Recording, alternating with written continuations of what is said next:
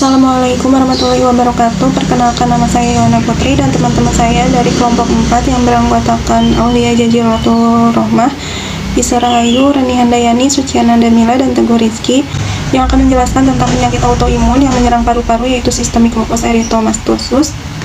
Untuk materi yang pertama tentang patologi akan dijelaskan oleh Isa Rahayu, materi kedua tentang patogenesis oleh Teguh Rizky, materi ketiga tentang patofisiologis oleh Rani Handayani, yang keempat faktor pencetus oleh saya sendiri, dan yang kelima resiko oleh Aulia Jazi, yang keenam epidemiologi oleh Suciananda Mila.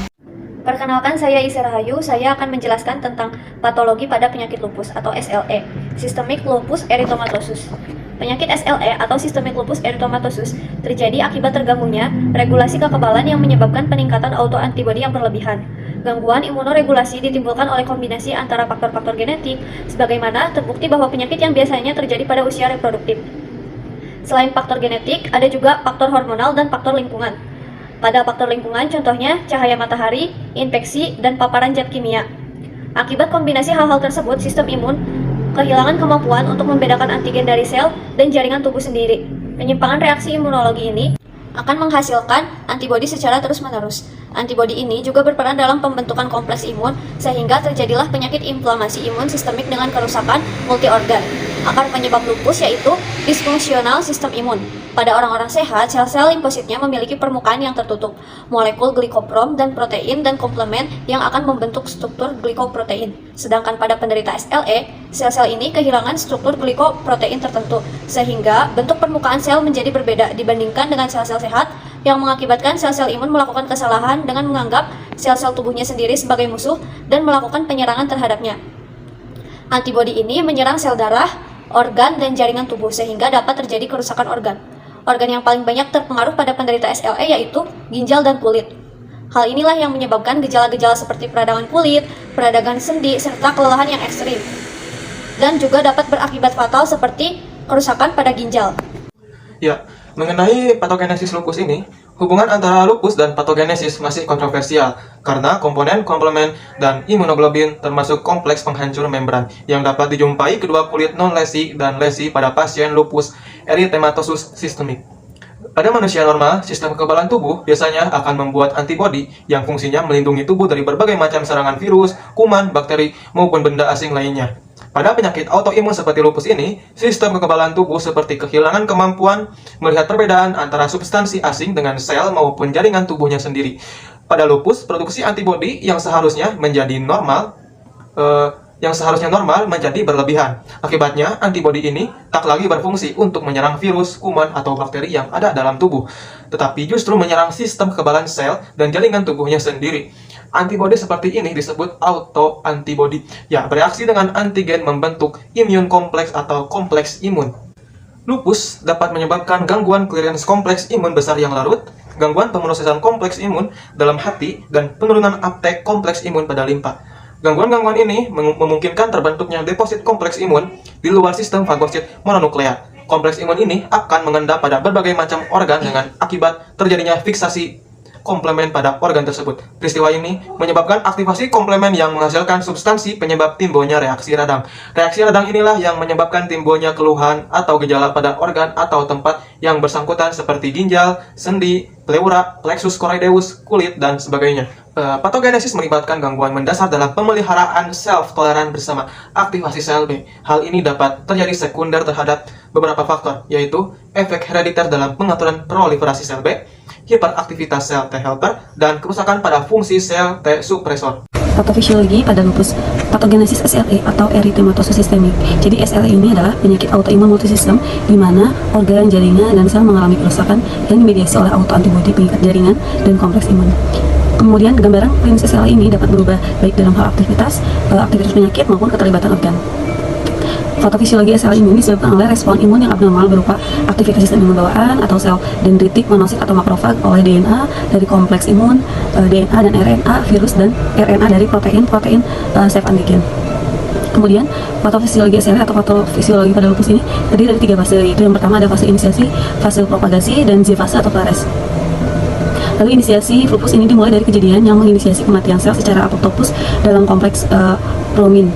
Dan kejadian ini disebabkan oleh berbagai agent yang sebenarnya merupakan pajaman yang cukup sering ditemukan pada manusia, namun dapat menginisiasi penyakit karena kerentanan yang dimiliki oleh pasien SLE tersebut.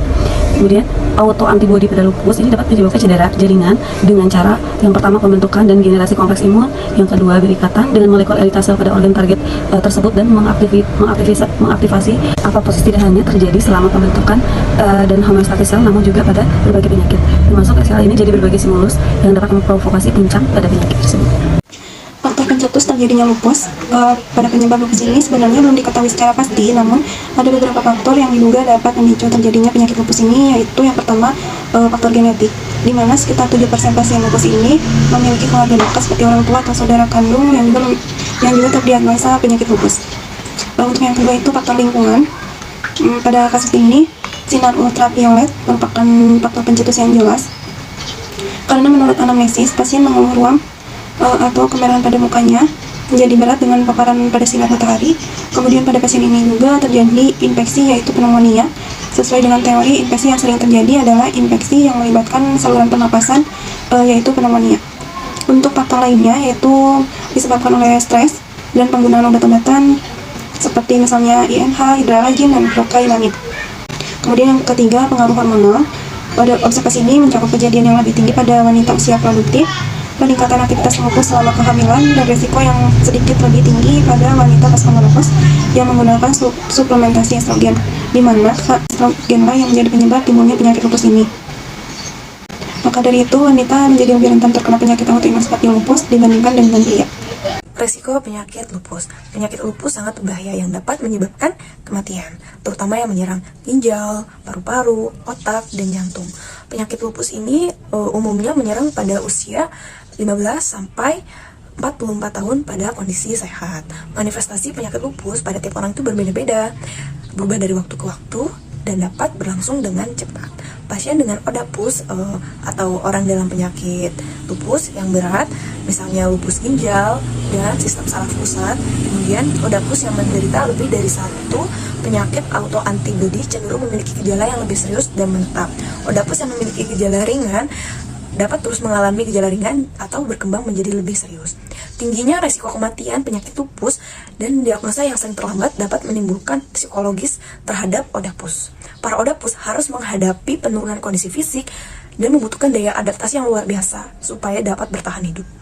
Perubahan fisik yang terjadi pada ODAPUS ini seperti bercak-bercak yang timbul pada wajah, iritasi atau sensitif terhadap sinar matahari, tubuh yang mulai bengkak, kulit yang mulai bersisik, bahkan sampai mengelupas, sariawan di sekitar mulut, nyeri sendi di area tangan dan kaki, sampai pada bagian tubuh yang sulit untuk digerakkan. Perubahan fisik tersebut dapat menjadikan ODAPUS memiliki rasa cemas, minder, gelisah, dan perasaan yang kurang berkenan, terutama ketika harus bergaul dengan orang lain. Untuk itu, penanganan psikologis diperlukan untuk membantu ODAPUS supaya memiliki perasaan optimis untuk bertahan hidup dan sembuh. Selanjutnya yaitu epidemiologi dari penyakit lupus. Epidemiologi lupus sangat bervariasi di antar dunia. Hal ini dipengaruhi oleh ras, jenis kelamin, usia, serta ketepatan diagnosis dan pelopor yang baik. Di dunia, dilaporkan setiap tahun ditemukan lebih dari 100.000 penderita lupus. Beberapa ras seperti kaum kulit hitam berisiko lebih tinggi terhadap lupus. Lupus jarang terjadi pada usia pra-pubertas, namun sering dimulai pada usia dekade keempat. Beberapa studi menunjukkan puncak kasus pada sekitar usia 50, dan distribusi jenis kelamin cukup jelas, lupus berkembang lebih banyak pada wanita dibandingkan pada pria. Namun, belum terdapat data epidemiologi lupus yang mencakup wilayah Indonesia, tapi diperkirakan terdapat sekitar 1.250.000 orang yang terkena lupus. Itu dilihat berdasarkan asumsi prevalensi 0,5% dari hasil penelitian terdahulu. Mortalitas dan morbilitas akibat lupus cukup tinggi disebabkan oleh penyakit yang memicu akumulasi kerusakan yang disebabkan oleh jaringan.